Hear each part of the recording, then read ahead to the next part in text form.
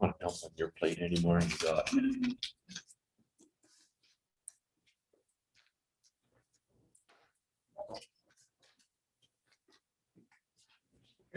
Thank you. Welcome, everyone, to our council meeting, Plate anymore? You got. Tuesday, June 22nd, 6:30 PM. I'll ask first of all if there's any disclosure of pecuniary interest. Thank you. Welcome, everyone, to our council meeting, yes, Tuesday, June 22nd, Mr. Norris, PM. I'll ask Mr. Norris if you hear us. I can, thank you. There's a bit of an echo, but I can hear you fine. Okay, well, welcome everyone, and the floor is yours. Council meeting, yes, Tuesday, June 22nd. Mr. Norris, CM. I'll ask Mr. Norris if you hear us. I can, thank you. There's a bit of an echo, but I can hear you fine. Okay, well, welcome everyone, and the floor is yours. Council meeting, yes, Tuesday, June 22nd. Mr. Norris, CM. We can hear you if you want to start. Okay, yeah, I keep hearing this, an echo. It sounds like the recording's playing over and over again, so I'll go ahead anyway. Thank you. My name's Paul Norris, President of the Ontario Water Power Association. I appreciate the opportunity to be with you here this evening. I'm just going to share my screen. And maybe I'll stop my video and see whether that echo goes away. My name's Paul Norris, President of the Ontario Water Power Association. I appreciate the opportunity to be with you here this evening. So what I have here is that the host is disabled participant screen sharing. So I'm unable to share my screen unless somebody at that end enables me to do that. I appreciate the opportunity to show you my presentation unless somebody there enables me to do so. Okay, so what I have here is that the host is disabled participant screen sharing. So I'm unable to share my screen unless somebody at that end enables me to do that. I appreciate the opportunity to show you my presentation unless somebody there enables me to do so. Okay, so what I have here participant screen sharing. So I'm unable to share my screen unless somebody at that end enables me to do that. I appreciate the opportunity to show you my presentation unless somebody there enables me to do so. Okay, so what I have here participant screen sharing. So I'm unable to share my screen unless somebody at that end enables me to do that. I appreciate the opportunity to show you my presentation unless somebody there enables me to do so. Okay, so what I have here participant screen sharing. So I'm unable to share my screen. I'm going to go ahead despite the echo. So thanks again for enabling me to share my screen, for the opportunity. Again, my name is Paul Norris. I'm president of the Ontario Water Power Association. We are an incorporated not-for-profit organization representing the hydroelectric sector in Ontario. We have 150 members across the province. And then here this evening to talk to you about the opportunity and to encourage you to consider becoming one of our many community champions across Ontario. So what's that all about? Becoming a water power champion. We provided, I think, to the clerk a template for a Ontario Water Power Champions Charter, just indicating your support for hydroelectricity in and around your community. We just celebrated on Sunday Water Power Day. It gives you an opportunity to join us in our celebration of that day in our social media campaign, and also to become an OWA community member, and I'll talk a little bit about the advantages of doing that.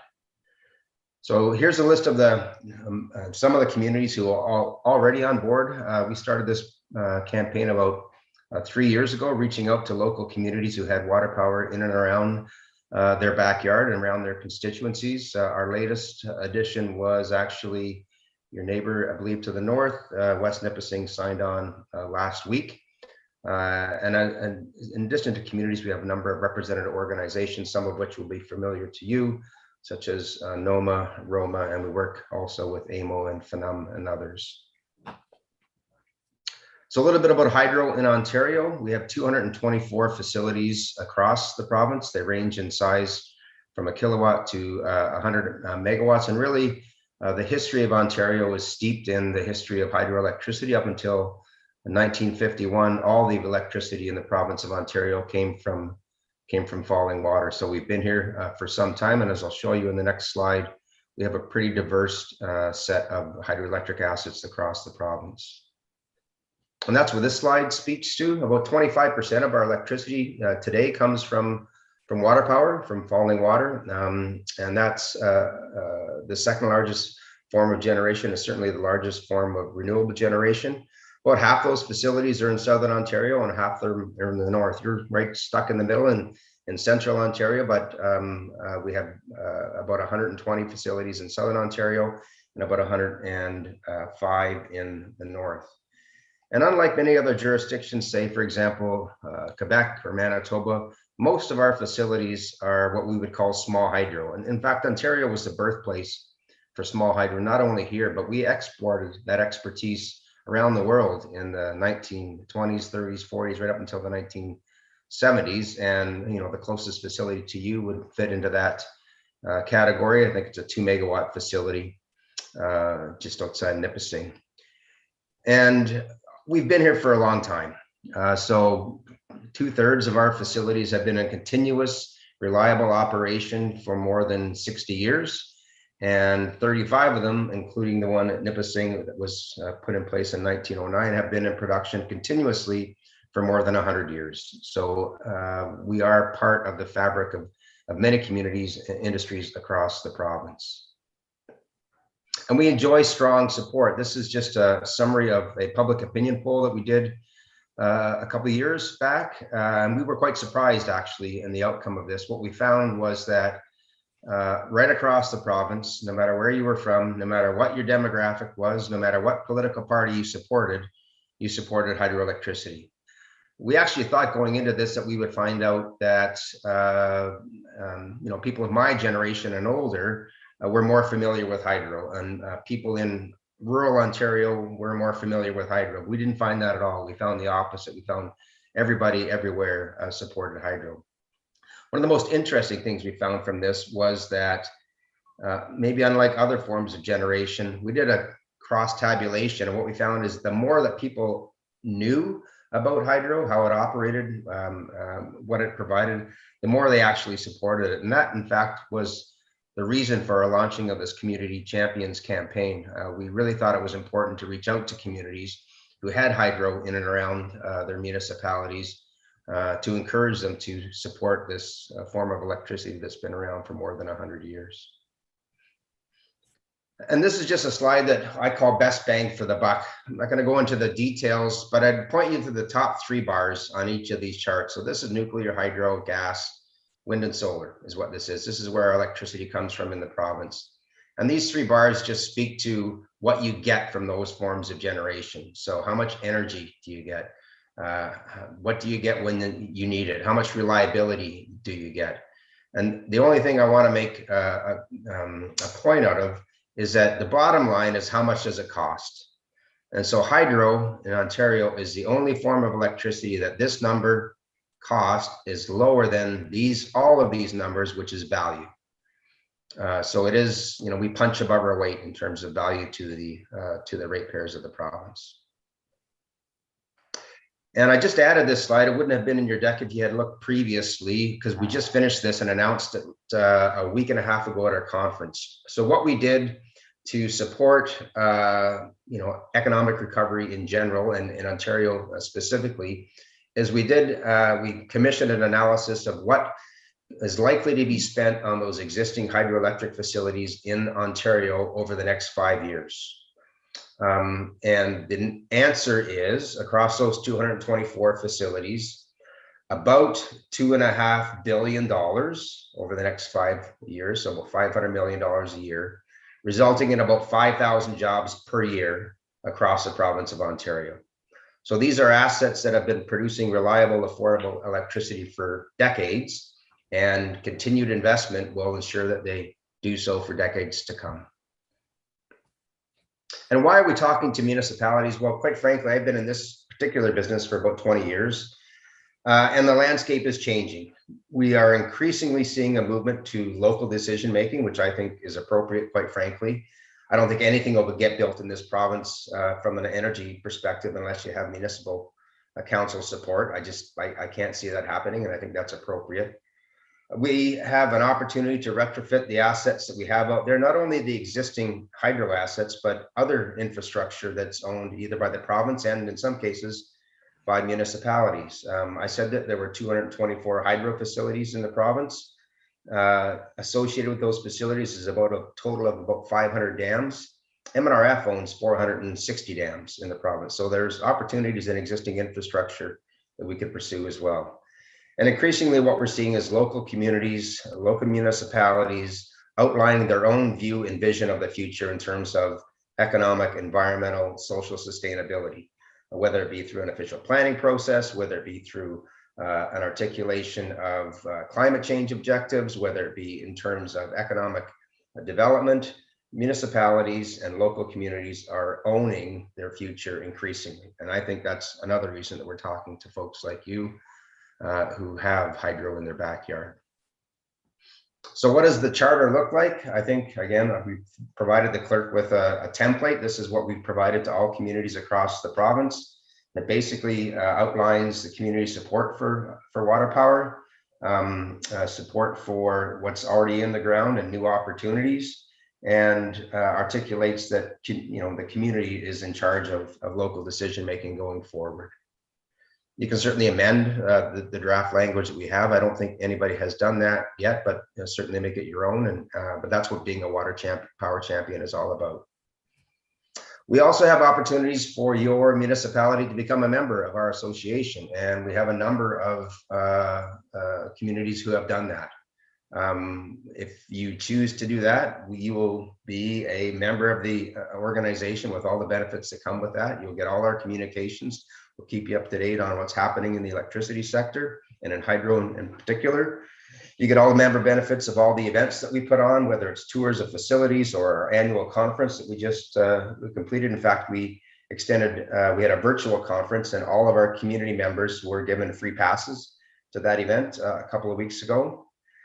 We have a bunch of information that's available only to members, and I'll talk a little bit about one of them coming up. It's called the Water Power Reference Center. All of the benefits of being a member of an organization, with the exception of voting privileges, which is focused on our generator and our product and service provider members. So a little bit about what is the Reference Center. So this is available only to our members and only to communities. It's a GIS database that we just relaunched again 2 weeks ago.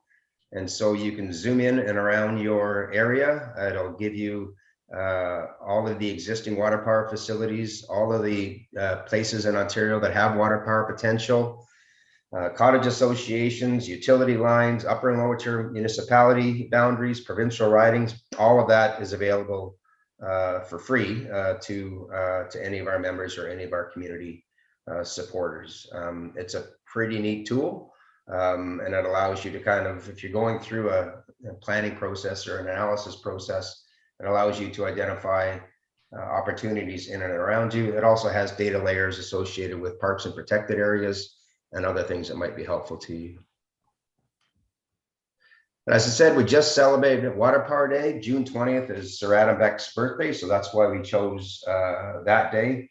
And all of our community champions were messengers with us to help us get the message out about the importance of water power to the economic and environmental future of the province.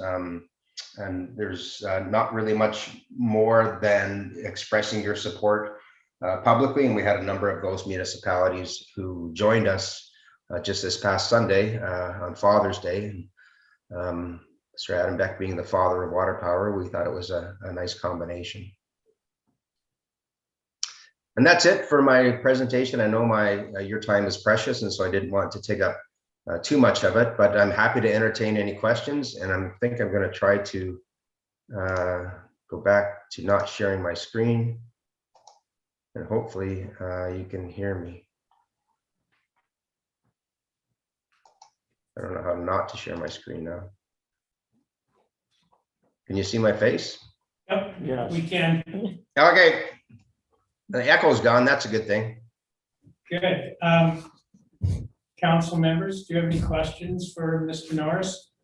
I guess my first question, it always comes down to money. Yeah, What does it cost to become a part of your association? $100. Okay, It's the same membership rate we give to students and seniors. So our generator members will pay thousands of dollars to be a member, but we think it's important to have communities engaged and involved. So it's $100 a year, just the same as being a student that's the cost. okay. And I think you outlined the benefits, the GIS program. Yep. Does anybody else have any questions? No, mine was also the money that you'd asked. Yeah, and that's just to become a member. I mean, you can still be a water power champion. You can still declare, sign the charter and support water power in Ontario.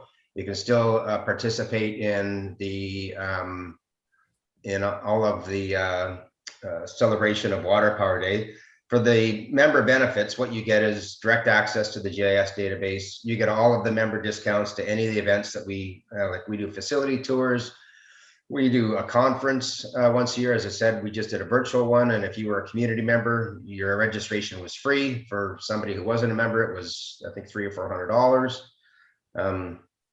Yeah, I mean, our interest isn't on the financial end. It's in ensuring that we continue to work with local communities who we think and would support the work that we do across the province. So we try to make it a nominal fee. So now you say, like you indicate that you're aware that we have water power in our backyard. Yeah, Central Ontario in particular. So you're right on the cusp, I think, of Norm Miller's and Vic Fideli's riding. Am I right? Right in that? Yeah. I'm very familiar with the Dokis Hydro-Meka Okiendot project that should be just a little bit to the northeast of you. Central Ontario, though, like when I say your backyard, Central Ontario, that region of the province really is kind of the birthplace and the hub for small hydro. So, whether you're in Bracebridge or Perry Sound or Minden, or, if you look across that part of the geography, there's a whole bunch of small hydro across that part of the province. And many of those municipalities, if you look at the birth of Aurelia or Bracebridge or to some degree Perry Sound, I mean, that the founding municipal visionaries, that's what they built their town around, right? Grist mills, then sawmills and hydros. Yeah, so when I talk about your backyard, but you are right on the cusp of Northeastern Ontario as well, which has a whole different story, right? Northeastern Ontario's hydro was developed to support forestry and mining and eventually to support the urban expansion of the province. Many of those facilities in the Northeast were built specifically to support economic development across the province in the 40s, 50s, and 60s. So you're right on you're an interesting part of the province because small hydro is kind of, where it was the birthplace of small hydro, but in the North, in the Northeast, it's all about industrial development in the turn of the century and into the 1940s and 50s. Okay, so the whole purpose of all of this is to eventually get those small hydro dams up and running again, and yeah, we have a lot of 2/3 of our existing assets are small hydro. We want to keep those running. Like that's where we would start, right? We want to make sure that they continue to operate for another 100 years. And I mean, part of what I do is that I only do Ontario. I only do hydro. So I don't do wind or solar. I don't do Alberta or Manitoba. My job is to advocate on behalf of the industry, primarily to the provincial government, who has energy policy, environmental policy. And so, yeah, our first and foremost objective is to ensure that all of the assets that we have in the ground continue to produce affordable, reliable electricity. We've been through a couple of eras of what I would call new shiny balls with other forms of generation that, are part of the mix now. And then, yeah, you're right. The next objective that we have as an organization is to when we need to expand, which we will have to relatively soon with the closing of Pickering Nuclear Generating Station, that's going to leave a big hole. That water power continues to be part of the solution. Would this entail recommissioning old dams and? It could. Yeah, it could. So we've done a number of, we've looked at M&R's dams, for example, and there are probably about 10 or 15% of them that have hydro potential. So certainly it could. A number of the developments over the last 10 years or so have involved existing infrastructure retrofitting. Washago was a good example. Bala would have been an example. Perry Sound was another example. That was a 1919 vintage facility that I think it was a 1 megawatt facility, and they rebuilt it to 3 times its size with the same, using the same water. It's just more efficient use of the like more efficient generating assets. So yep. How would the cost be covered for all of these? Is that like a provincial plan, or is that a? Yep. Yeah. So right now it's when you pay your electricity bill, you're paying 2 things. You're paying the cost for the generation and the cost for the transmission and distribution, and they're almost equal on your electricity bill. But the slide that I showed you that compared electricity sources, hydro is, you get more out of hydro than you do out of anything else for the amount you pay. And why is that? It's because our assets last forever, right? Once you paid your mortgage off on your house, what you're paying for is upgrades and most of the other assets. You know, you would have to build a wind farm 5 times in the lifespan of a hydro asset, solar farm probably 6 or 7 times, nuclear 2 or 3. So that's a lot of the reason for why hydro's cost, or water power's cost in particular, is so attractive, because it lasts forever. Is OPG a member here? Yeah, OPG's on my board of directors. Yeah. So do you actually do lobbying them to try and open some of the small ones? Well, I advocate or lobby on behalf of the whole industry. Whether it's OPG is doing a number of refurbishments right now. They're doing one down at Calabogie. But I would lobby on behalf of the whole industry to make new opportunities available, whether they be retrofitting existing dams or building new hydro, like the one that was built. The one was built at French River. I work for them all. They're all members.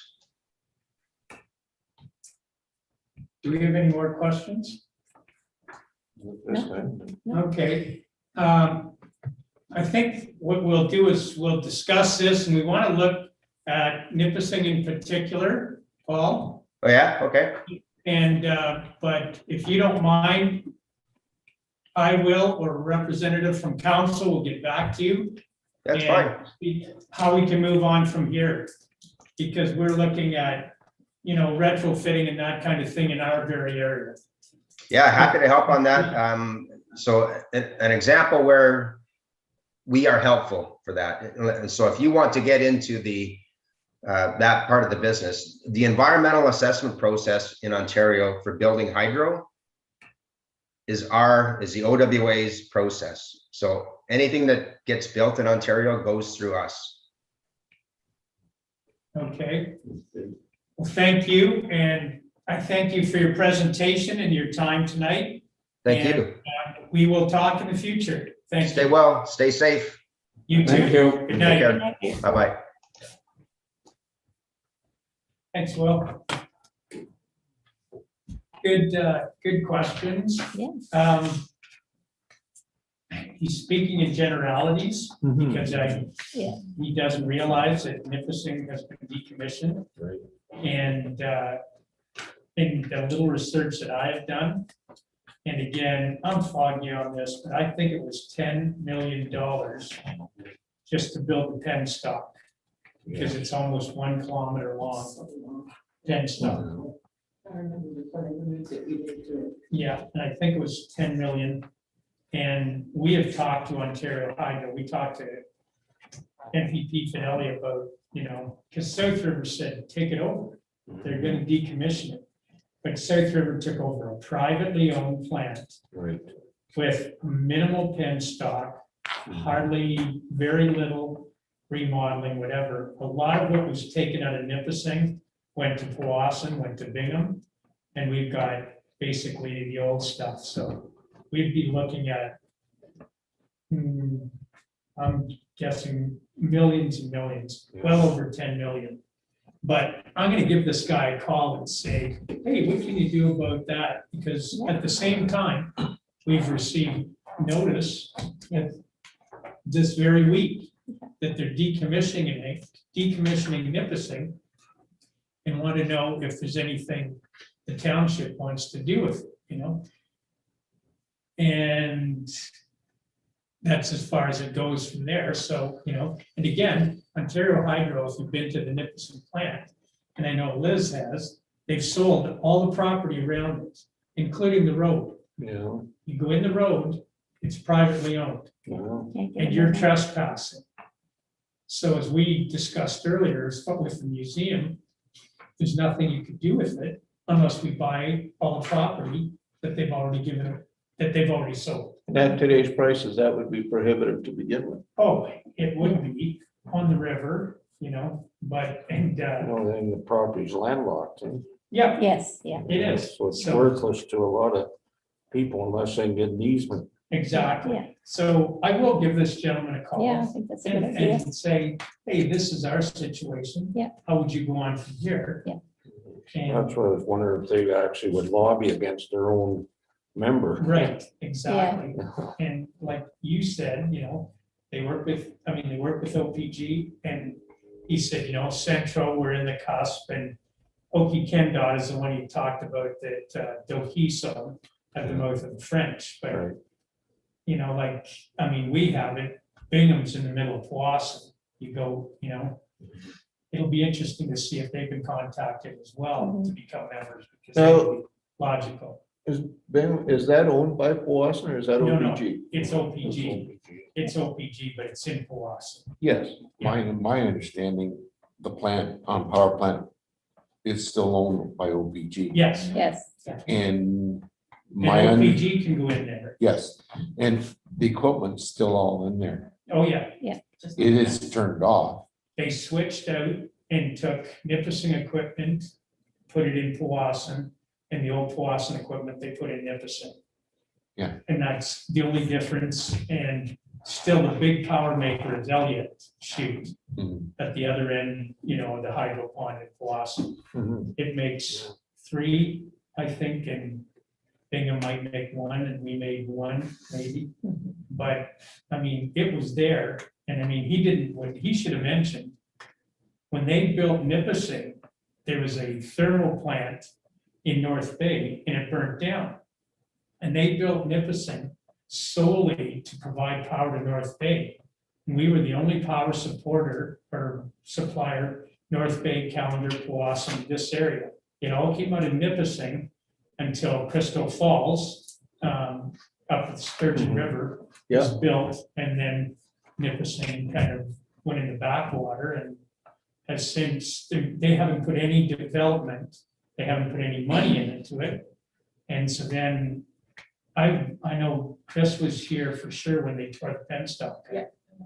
So that might have been, 6 years. so- yeah, 8 we years were ago. here because, About 8 years ago. yeah, because they wanted to bring it all To the landfill. to the landfill. Mm, And it's all creosoted inside and outside, and even the last time I walked down it. Well, I may not have, but I may have. There was water spraying all over coming out of it, It was Yeah, just- well, the old wooden penstocks, they weren't that efficient. Once they got a little bit old and the wood started to go, they sprayed everywhere. But nowadays, they could put in a plastic. Right, plastic or, yeah, Yeah, and because that's what a lot of them that's what they're doing now up north at some of the dams. I got a buddy of mine who works on a lot of micro dams. And he says, yeah, a lot of the penstocks, they're changing what they're making, Right. so they're 100% efficient all the way, so. And the surprising thing is just how long that penstock was at Nipissing, like a kilometer long. You know, Powassan's is 100 yards, if Yeah. that, you know, just down to the pump house, and Elliott isn't even that long, but Nipissing was a trial, so. But with your blessing, I will call this gentleman and make him aware of this and see, you know, where they want to go with this. Because we have talked to OPG, and they said they are not going to do anything because and the operative is they cannot make any money. And they're in the business to make money. And Unfortunately, they are now. Yep. Okay, so I will be in touch with that gentleman. In the meantime, we'll move on to staff reports. And I believe you have two.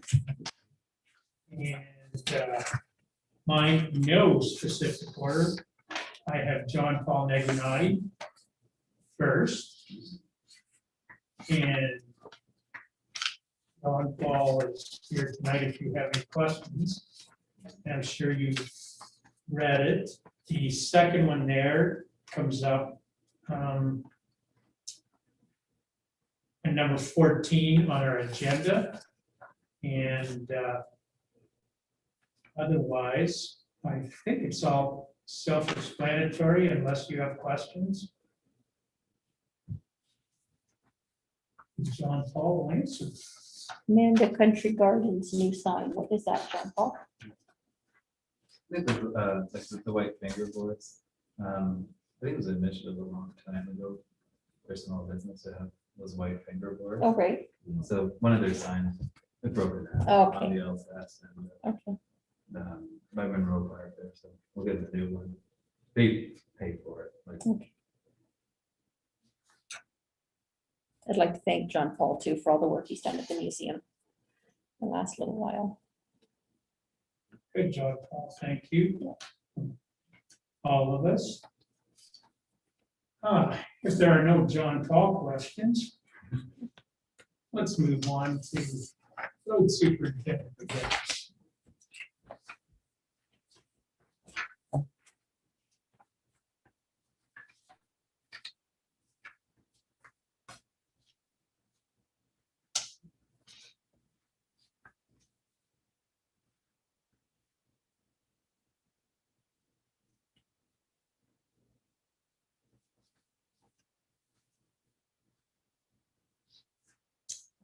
When you say Birch Grove Road, you're changing the culverts. Does all of Birch Grove Road, do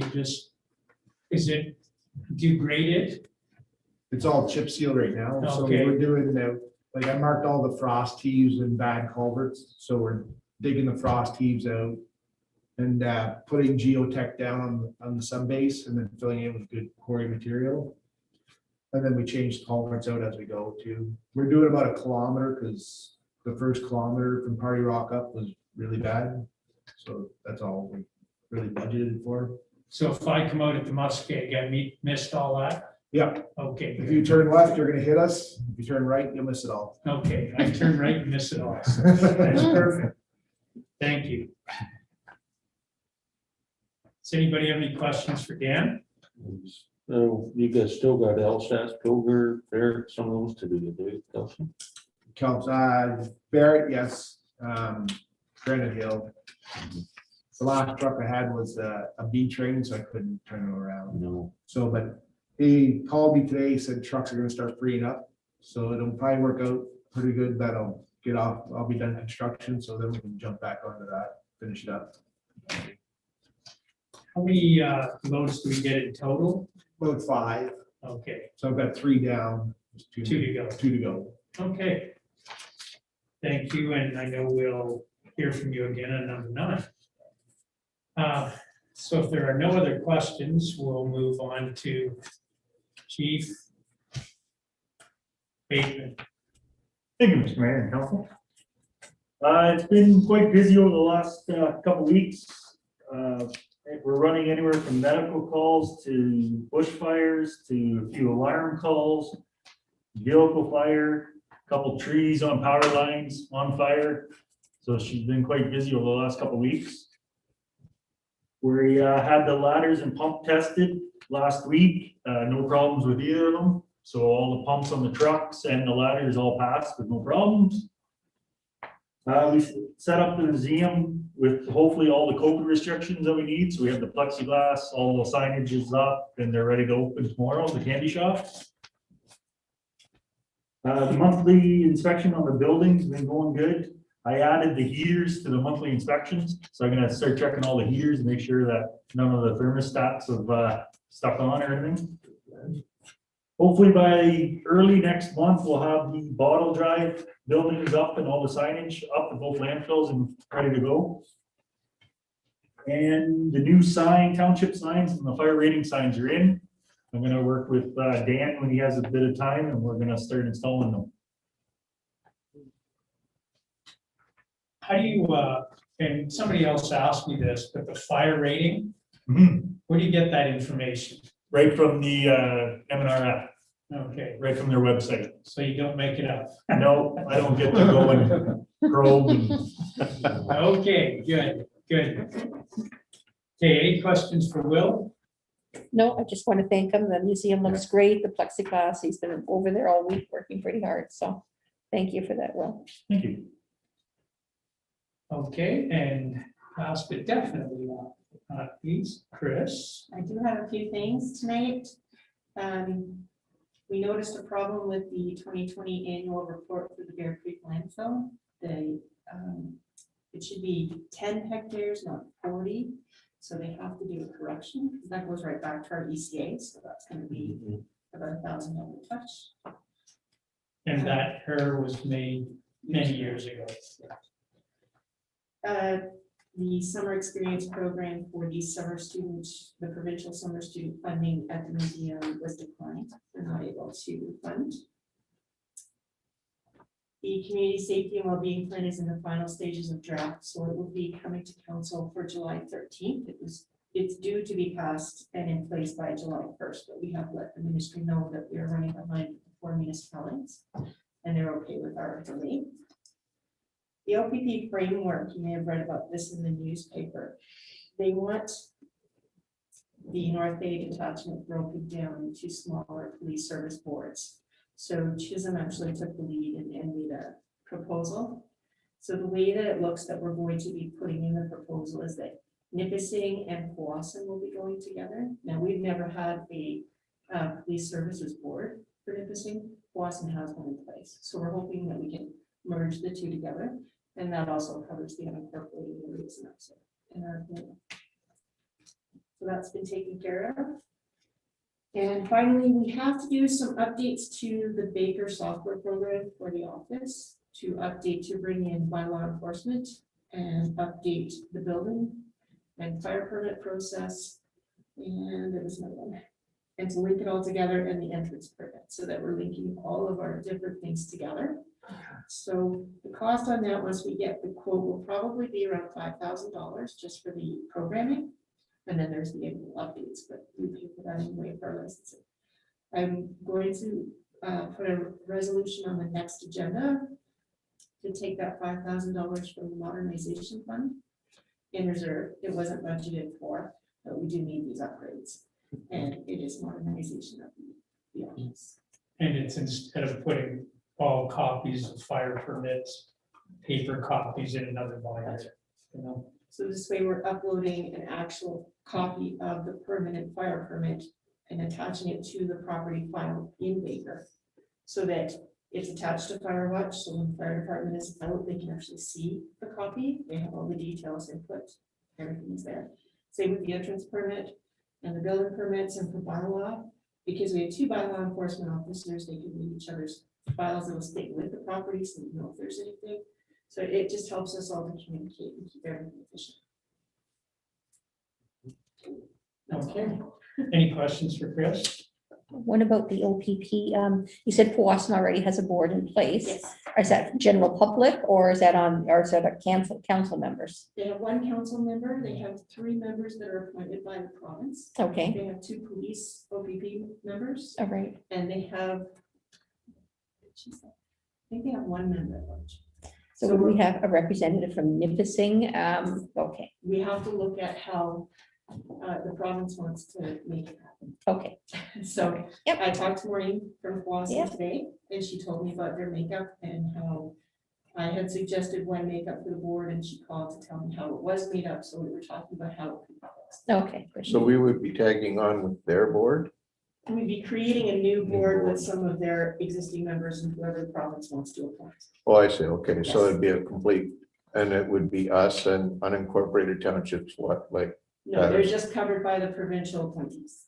oh, I see. So Okay. really us and Powassan, and originally we submitted Chisholm, but Chisholm has gone with East Ferris. Okay, So there 2, and then we'll be the other 2. And then Mattawa and East, or yeah, Mattawa and East will be.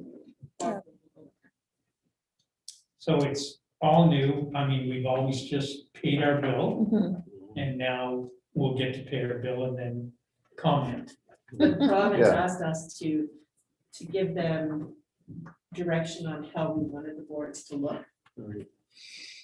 And then they wanted everybody from North Bay in the entire area for the North Bay detachment to get together and work together and figure out their own right now. mm, And as we know, when you get that many people sitting at the table, it doesn't really Yeah. go efficiently. Yeah. So we kind of came up with some scenarios. Chisholm did a lot of the work in Ferris, and they came up with scenarios, so we've just been helping with some of the.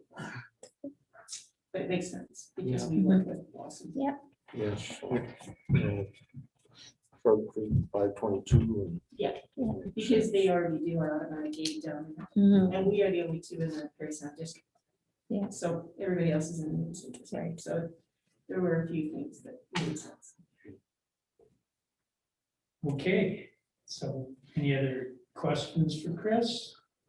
If not, we'll go to staff report, or pardon me, committee reports. And we'll start with Councilor Moore. thank you. We did have a Nipissing Township Museum Board today. Had it outside under the gazebo. It was a short meeting because, of course, you know, this is over a year and a half since we've been open. The new manager has been cataloging.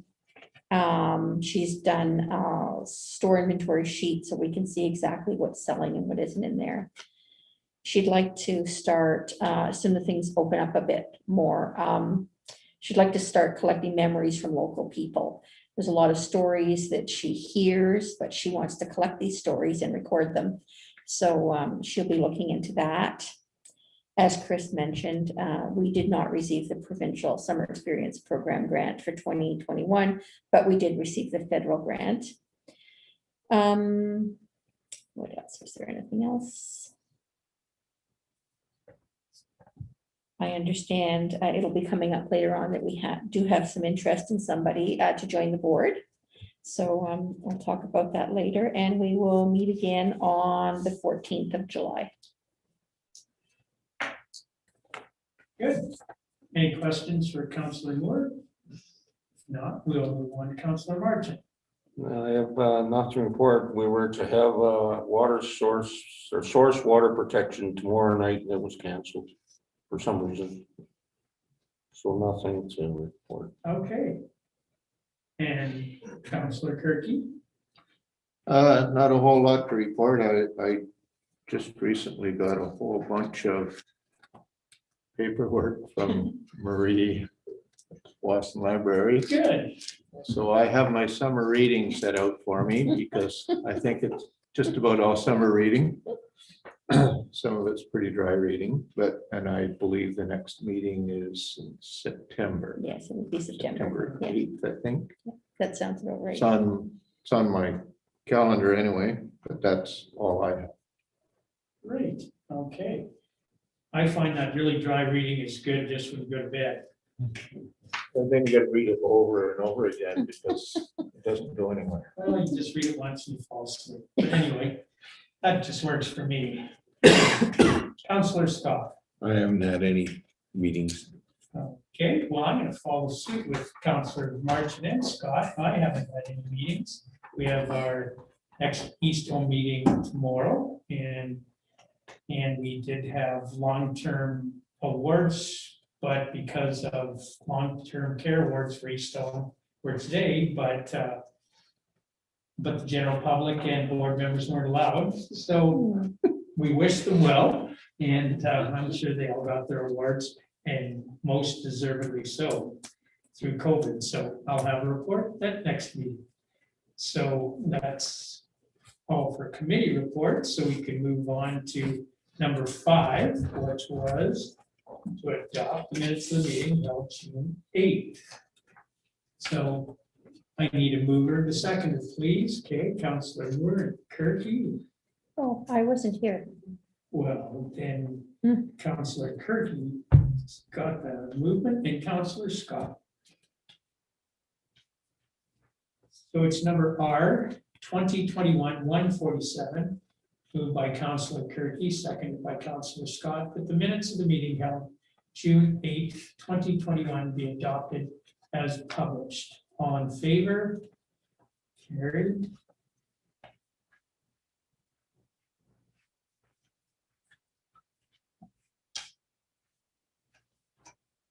And secondly, the closed session meetings, a mover and the seconder, please, or closed session minutes, okay. Councilor Marchand and Councilor Scott.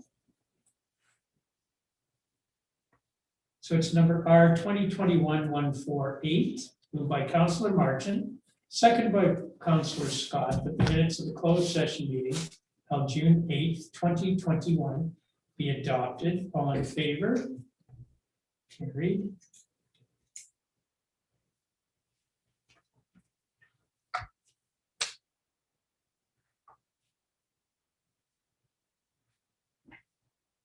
And we move on to number 7. Hold on. Okay, number 7, appoint a council member and member at large to the Nipissing Township Museum. The member at large, the person that applied for it was Chris Johnson.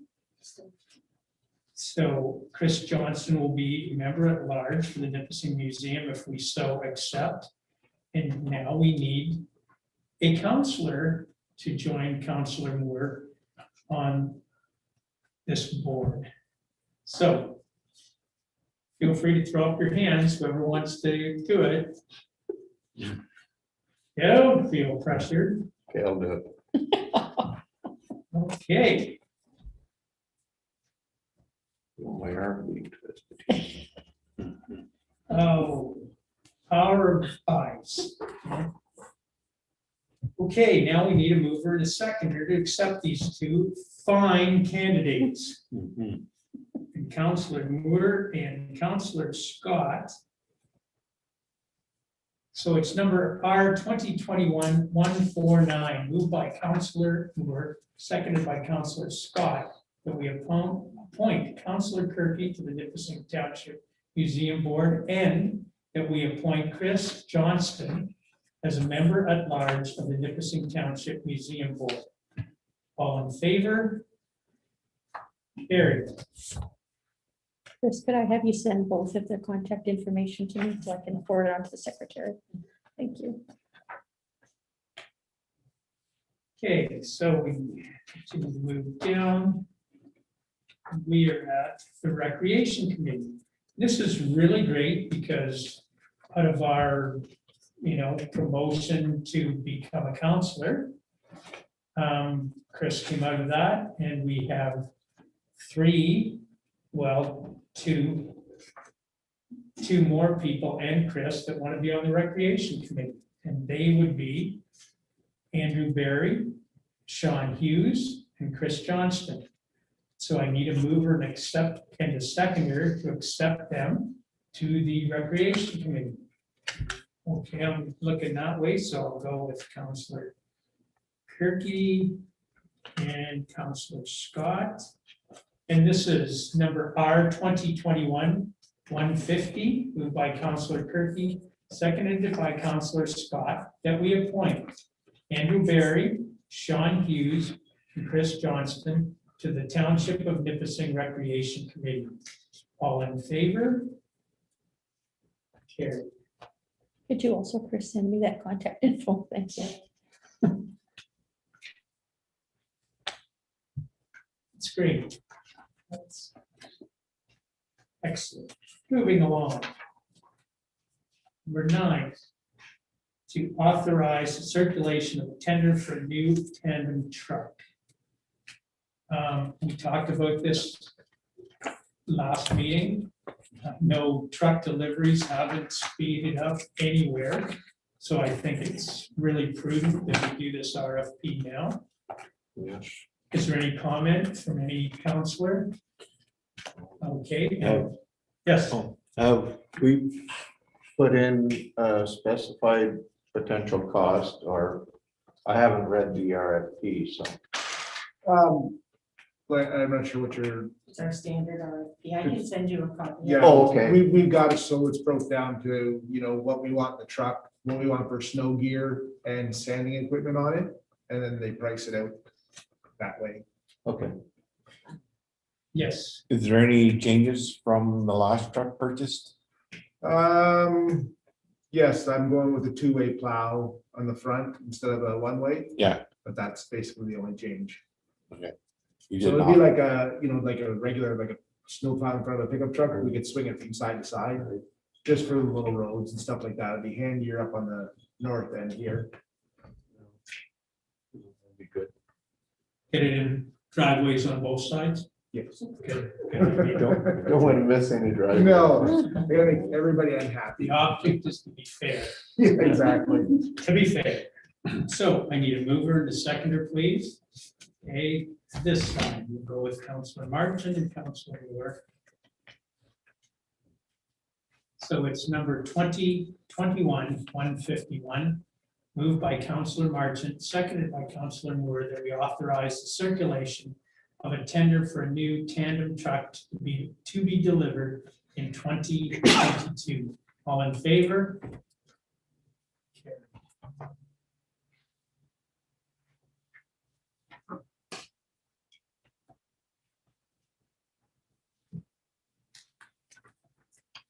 Okay, number 10. I think we mentioned last time that we provincial and federal government have given us money for the ventilation system, and it has been tendered, and the winner was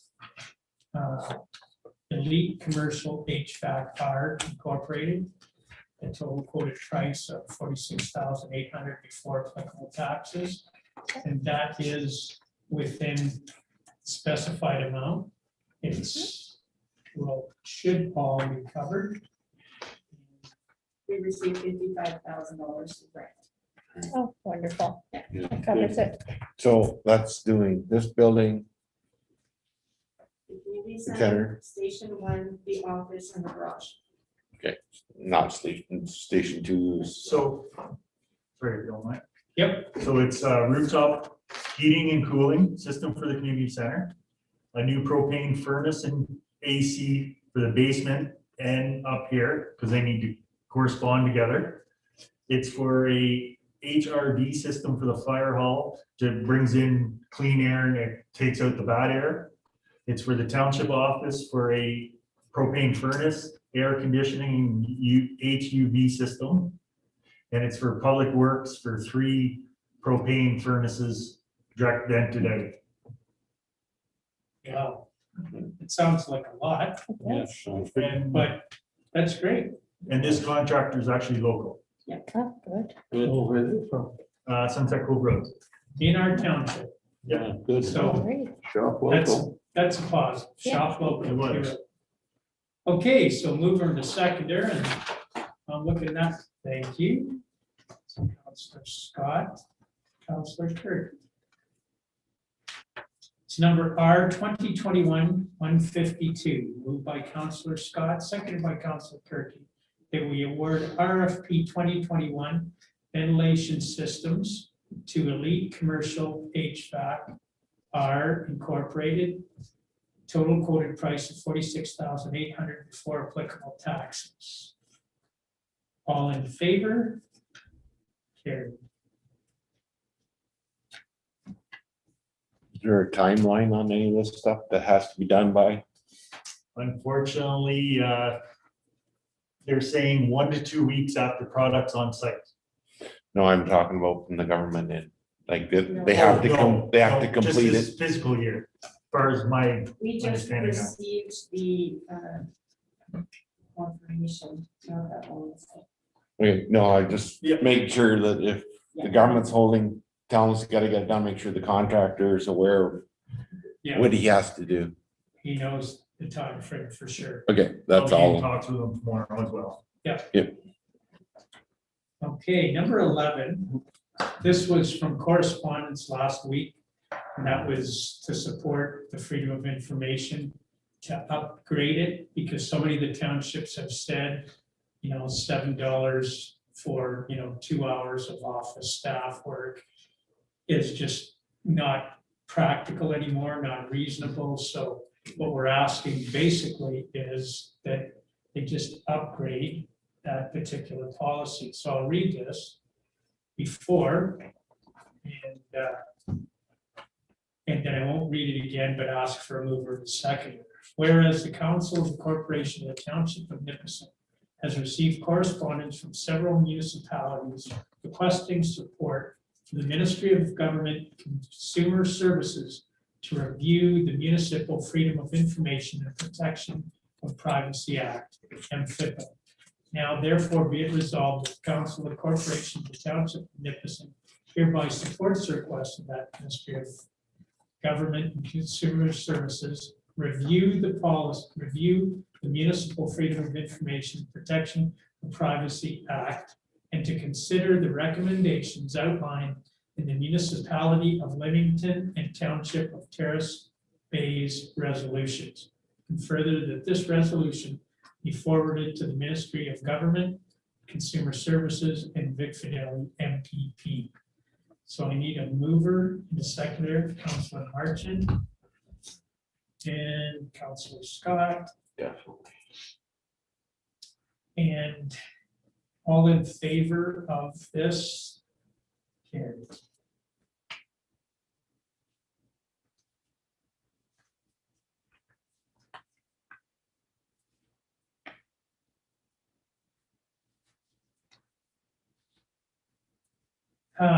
The next one, this is the underground tank for the fire department.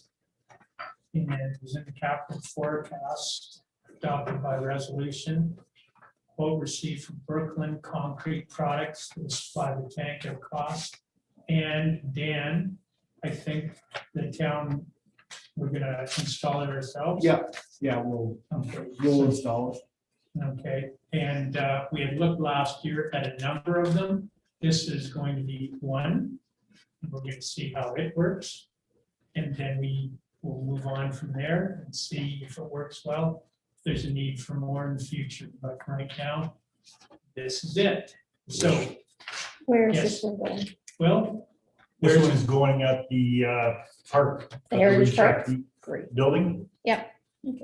So it'll do basically the town, the hamlet himself, and most of our infrastructure around there. Yeah. For the township, so. And a lot of our training nights and winter fill-ups and stuff as well.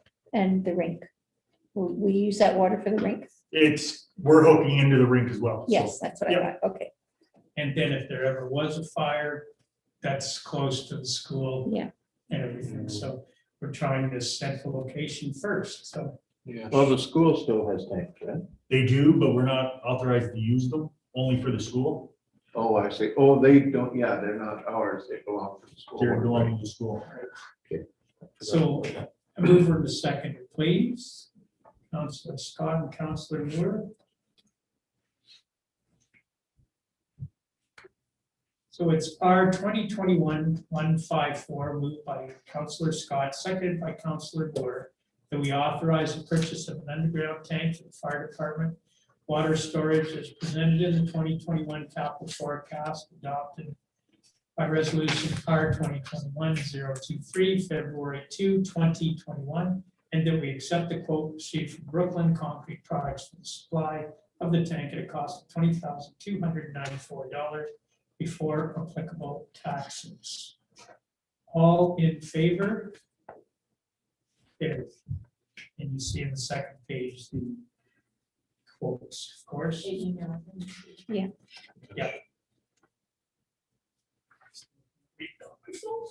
They closed today and yesterday, so. Yeah. Okay, now, we've had some discussion about this already today. And you've all received it in your package, and our municipal insurance program. First of all, that is why we have an amended agenda, because it came in They came in Third. or Wednesday, Thursday. Wednesday, Thursday last week, that I saw it for the first time was Thursday. And it's due July 3rd.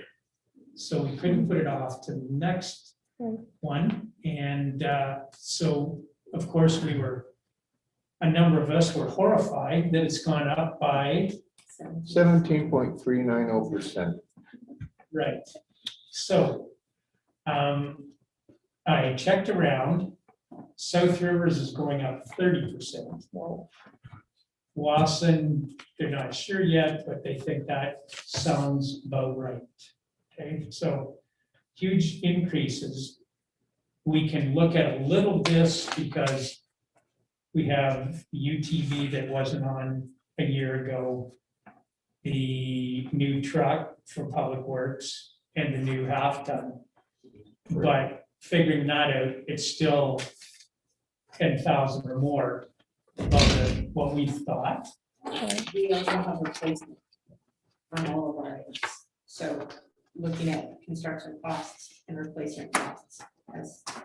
Yeah, I was looking at the deductibles and the replacement costs and like, it's like they itemized everything and it comes down to basically the $2,500 deductible and everything.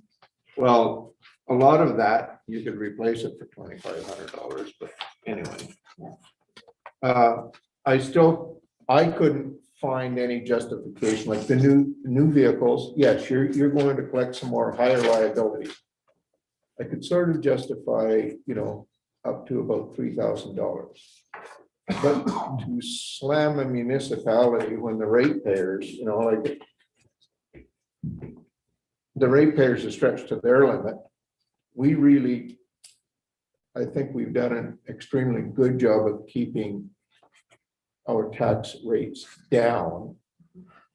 And this is going to raise our tax rates by 0.0045%, no matter what we do. I just crunched some numbers on it while I was reading it and getting angry. And so I wrote some stuff down. May I suggest we revisit our insurance needs against the cost increase? I find that an increase of 17% is absolutely unacceptable in light of the current situation with ratepayers stretched to the limit and current municipality doing what we can to mitigate the burden of those, and trusting us to represent their best interests. I don't see anywhere in the document proof of rationale for this excess increase in our insurance costs. And On one page, sorry, they say building values increased and they've added the bacteria, or they've taken away the bacteria, but they say in the building costs. well, they've dropped, okay, under current conditions with COVID and everything, so they dropped any bacterial stuff. So we're not covered for that. No, So anything that looked like there was a liability on their part, they Has been got rid removed, of, yeah. and yet we still took a hit. I realize building costs have gone up, no, I know that's their excuse. but we haven't demonstrated any excessive liabilities. I can see where some municipalities who might have a large lawsuit on a particular item. But recently, we haven't had any, so why We the haven't. increase? And I've gone over this with Chris, And if you just look at your own insurance policies and you see an ad on TV right now, they're books about that big with an incredible amount of legalese in them that you probably don't understand. We need to have this for July 3rd. And so in answer to Councillor Kirky, I'm suggesting that at this time, we support this and we pass it, but as soon as we have the office organized, and Chris and I talked about this, then we put it out for RFP. And it's gonna be huge, because, I mean, if yours is this big, theirs is this big, but we put it out, it's gonna be a huge document, it's gonna take some time. But I think we need to do that to It's make gonna be- sure that we're getting the best bang for our We buck. do this every few years just for, Yeah, to be It's sure. gonna that take we're- a year just to write the RFP. But we have one. Oh, you have one for this? We Okay. do this every few years just to make sure that we're. so, you know, we've talked about it, Councillor Martin. Yeah, I'm just wondering, like, this kind of expense, how does it fit with our procurement bylaw? uh, And also, like, on page 18, they say as, get my spectacles. No license. We previously allowed you to insure physical damage for licensed automobiles under this property policy. We will be discontinuing this practice as an automobile policy more appropriately covers this exposure. To support this change, they're saying there has been updated and renamed. They'll provide the coverage, but are they gonna nail this with suddenly all that there's gonna be an automotive policy too? We already have the automotive policy. It's all, it's in here. It's in, Yeah, Yes. okay, because when they say they're not allowing it, I just wondered, they discontinued this package. No, we have our own automobile right here. And yeah, we're covered. Because it was- so would we be in agreement to put this out for RFP after this year? We don't really have any choice, do we? We don't, No. by the time that got out, it's, We Well, have, the, It's a huge project and there's only like 2 or 3 companies that actually offer municipal Mhm. insurance. And all municipalities across Ontario have been circulating resolutions about the Yes, they have. increases yes. because of the joint and several liability issues Mhm, that we discussed before. Well, a lot of the companies are joining together, mhm. but with the, Well, like the Frank planning Collins just board, purchased. we put, when I was on it years ago, we put out requests for prices and the one was $500 less and that policy was only like less than 5,000 a year. Mhm. So it's quite a savings putting it out. Yeah. With this different so, company, Cowan was, and then we end up with another company. and Cowan, like we said, 2 meetings ago, Cowan was swallowed up by Intact. That's Yeah. right, And then last meeting, Cambrian has been swallowed up. yes. Cambrian, Reeve, and whatever have been swallowed up, so Yeah. we'll put Getting it less out. and less companies. And Yeah, Exactly. yeah. But for- But we will certainly put this out. I suggest that we go with it this time, but it's an RFP in the future and we have to go from there. We usually go in every few years because of the amount of work involved. And as for the procurement policy, it's in our budget. And it's coming to council for approval. That's Okay, so how that that- works, because there's no way for us to be able to know, because we're not. At this point, we really can't say no to it. Our backs are against the wall at this point. But And how something has much to extra break. did we budget this year from last year? I was We reading didn't go some, 17%. Pardon? We did not go 17%. No, I know it was but it's- 17, but we went some, didn't we? Yeah, we did. Yeah. Yeah. So we're It not was- getting hit with the whole 17. No, Probably Above half the of budget. this year and half next, Yeah, year. So we'll be able to budget appropriately next year. Right. for it. yeah, because it overlaps 2 fiscal years. but Right. can we budget appropriately? Because when you get slammed with something like this, and like Tom said, we're not the worst ones. You We don't know, have a long-term care home in our insurance policy. Those municipalities are really Yes. getting hit. because I was reading some correspondence from Gray Highlands, and I believe this is in January 22nd. And it was their insurance rates resolution. I think they're reaching out to other communities to see if. Most municipalities have. Yeah. And we've all gone to our MPP and, you know, and again, we're not sure what the answer is, because I mean, one answer is we go to a provincially run insurance, but then we see how some things are run by the province, and we may or may not want to go that route, so we will put it out for an RFP, and hopefully, you know, it will be better, but like Chris said, it's spread over 2 years, so, you know, we're looking at 8.5, and then we did budget some, so it's gonna be less than that, so it's not gonna be as big a thump as some of the other people are, so. No. Do they normally send the bill out that late, Chris? Yeah, really? Wow. Yeah, Incredible. so it's like a net 30 bill. So you really have no time to jump on it and question anything. You know, my insurance, my personal insurance policy, you get your bill like 2 months ahead of time. That's The just, day we got it is the day that I sent out. the wow, crazy. But now we're gonna have some, we'll have lead next year, because they're Yes. gonna have to compete. So That's this right. is what we're gonna charge you, and we'll have some lead time, so it will be better. So if otherwise, we will pass. It's funny because now it's intact public entities. So if I could have a mover and a seconder, even if we're not happy. The councilors, Turkey and Martin.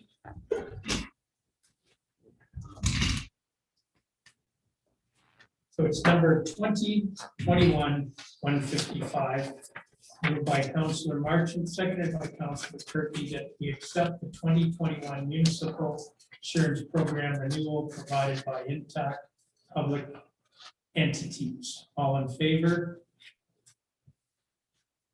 Carried. Thanks. If that's your whole note. With prejudice. Yeah. Okay, now the next one, and this is number 14, to deem part of registered plan and course 64 not to be a registered plan of subdivision. And I'll just ask John Paul to explain it, because I had to call him and ask him. Just I don't know if everybody's familiar with the Stewart's Cove subdivision. It's on Lake Nipissing Road. Just past Ways, we go down the gravel road. Part is another. There's smaller lots, about 25 by 85 feet depth, but they're all lots of the subdivision for both houses. The owner's looking to join 2 lots in the Stewart's Cove subdivision. Like both lots are about 20 feet, 25 feet wide and 85 feet depth. So he's going to put 2 lots together to get a 50-foot by 85-foot deep lot, so we can build a bigger boathouse. In order to do that, you have to deem 2 lots not to be on a plan of subdivision anymore. Then the 2 lots will join together. We can build a bigger boathouse. But he has to apply for that, and council has to approve it through bylaw. We don't see any problems. Well, yeah, because I was looking at it and I'm going, what? And then, yeah, I was in the same situation. I tried to figure out where the subdivision was. And then when I heard it was 2 boathouses or 2 boathouse lots in Stewart's Cove, so not necessarily, not an issue. So if I could find and this is a gentleman that we gave permission months ago on one of the properties to put a floating dock. So now he's gonna build a boathouse so he can get to his floating dock. So It has no impact on the others. It's only in the ruling which identify the lots and pins and all that stuff. yeah, yeah, it won't infringe on the neighbors on both sides or across the, is there? No, it doesn't affect the neighbors. no, Okay, no. So do we have? Regular setbacks and everything would. That's a nicer thing too. Now he's not so pressured to get it right, because in the boathouse subdivision, like you have a very small setback of around a foot. So it's just now he can fit the size of boathouse he really wants in there without having to worry about going exactly. the minimum oh, setback. he's well within his Yeah, setbacks, he'll be- well within his, You'll have a little more breathing. yeah. So a mover and a seconder, please. Councilor Moore and Councilor Kirk.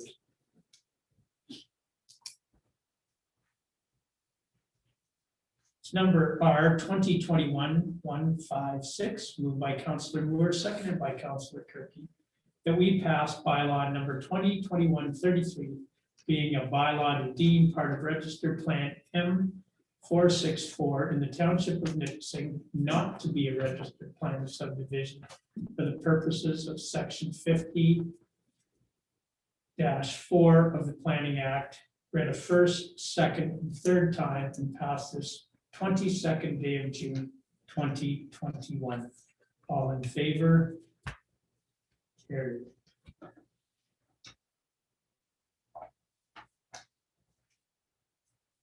This is a housekeeping item under the emergency. Yes, under emergency planning, we have to have an emergency information officer. And it was Charles. We really can't call him. So it will fall on Chris or the acting now in CAO. So this is just housekeeping. So a mover and the seconder, please. Councilor Marchant, Councilor Scott.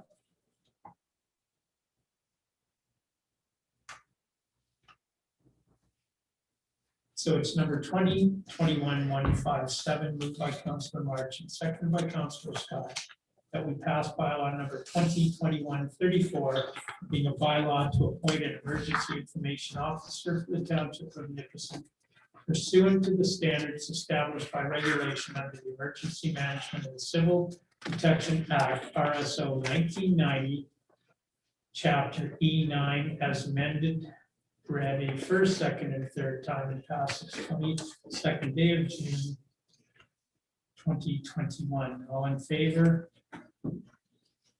Carried.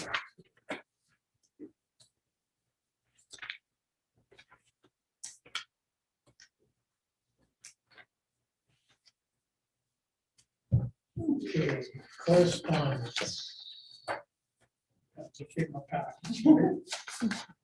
There's just 3 items. Yes, okay, birthday and district health unit, audited financial expenses. The municipal affairs and housing are going into step 1 of the roadmap to reopen. And the third one was from the township of Perry regarding capital gains tax on primary residence. But that hasn't gone through yet, okay? They're just still talking about it, but there could be capital gains on primary residence, but there's still also a capital gains Exemption. pardon? Exemption. Exemption that can be claimed, so it's really hard to suggest anything, because if it goes through, they may extend the exemption, double it or triple it, which would make it, you know, so I would suggest we wait and see what happens on that. Yes, On the reopening, how's it fit for the museum? I didn't see it. Is it a limited capacity? Right now, Yeah, like with this sheeted list, a pile of how much like. Yes, it is. I just didn't see museums in there. Will, do you want to, So the museum is in step 3. So we can open the candy shop under the retail at 15% capacity. At 15, So the museum can't open, but the candy shop can at 15%. at 15%. So there's 2 people inside. Okay, I just wanted to make sure that we weren't getting in trouble, no. because I didn't see it, so I figured museums were later, I heard. that- Yeah. Yes, Step 3. yeah, we're So not, because the candy shop Yeah. is not. that's the only thing that's open. Well, it says on this, essential retail, 25% capacity. Yeah, this is non-essential retail, Oh, I see, okay, which is. oh, yeah, right, 15%. non-essential. I haven't gone that far on the page yet. and Next one down. very So, good. So Pay attention. a mover and a seconder for correspondence, Councilor Scott and Moore.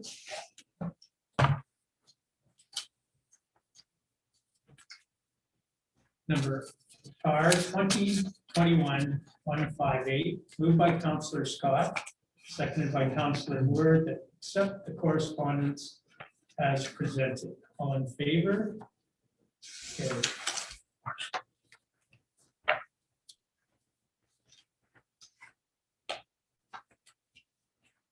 Okay. Accounts to pay, we've all seen that. I guess we have to look at this time, we have The school boards, all the school boards, so and that's, we also have the 1/2 year for fire stipends. Healthy, but levy is on here also. That's monthly. it's monthly, That's monthly. yeah. I'm still getting up to speed on that part. Not a problem. That's okay. So does anybody have any questions about anything there? They're all good questions. No So- major breakdowns on this one. No. I like that. Yeah, we're all not. So mover and a seconder. Okay, Councilor Kirkby, Councilor Wood.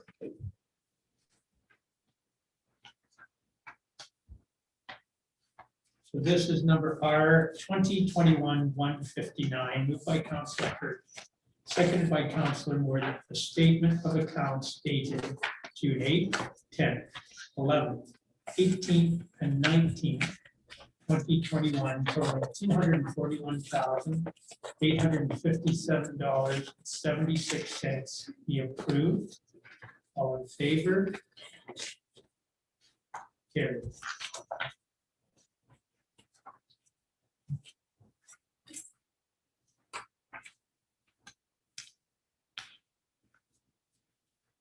Okay, our confirming bylaw. Finding mover and seconder. Counselor Marchant. Anybody, okay, Counselor Scott, thank you.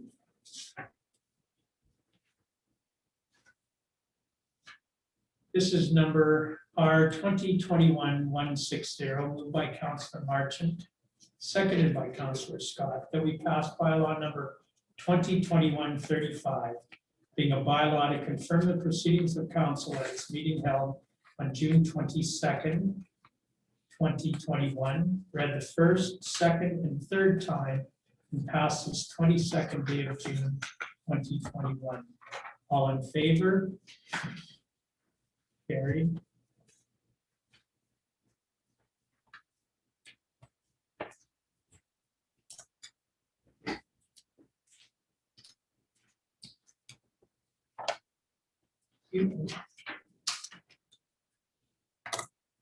Finally, adjournment and a mover and seconder. Okay, I'm looking at that side. Councilor Scott, Councilor Kirky. It's cooler tonight, not even sticking to a chair. I could have lasted longer. It's number R 2021-161, moved by Councilor Scott, seconded by Councilor Kirky. The meeting be adjourned at 7:51, okay, I'm not looking at my phone. 7:51 PM, next regular meeting to be held July 13th, 2021. All in favor? Carried. And thank you all for coming. Thank you for everything we got through tonight. And I will call Mr. Norris. Find out how we get this thing working again. Oh, Matt.